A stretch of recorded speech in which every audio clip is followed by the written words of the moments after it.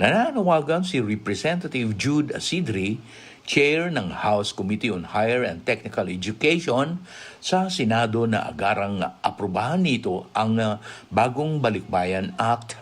Lalo't libo-libong OFW na ang kasalukuyang umuuwi matapos ang holiday season.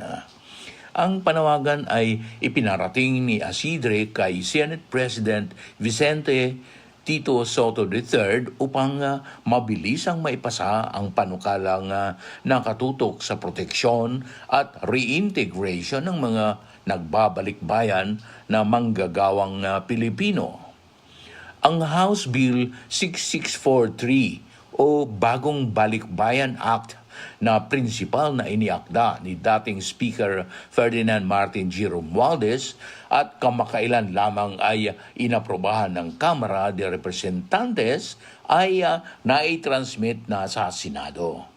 Layunin ng panukala na pag-isahin ang mga reintegration program, palawakin ng access sa livelihood assistance at magbigay ng mas maayos na predictable na suporta sa mga OFW na nag-uuwi mula sa ibang bansa.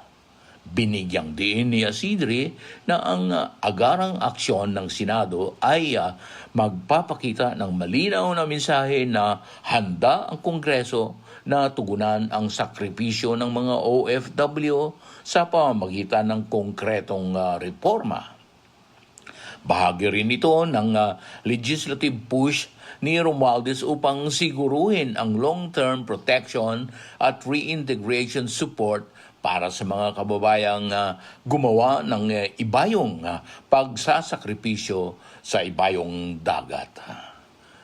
Mula sa Kamara de Representantes, Terence Mordeno Grana nagbabalita para sa Armed Forces Radio, Boses ng Kawal Pilipino.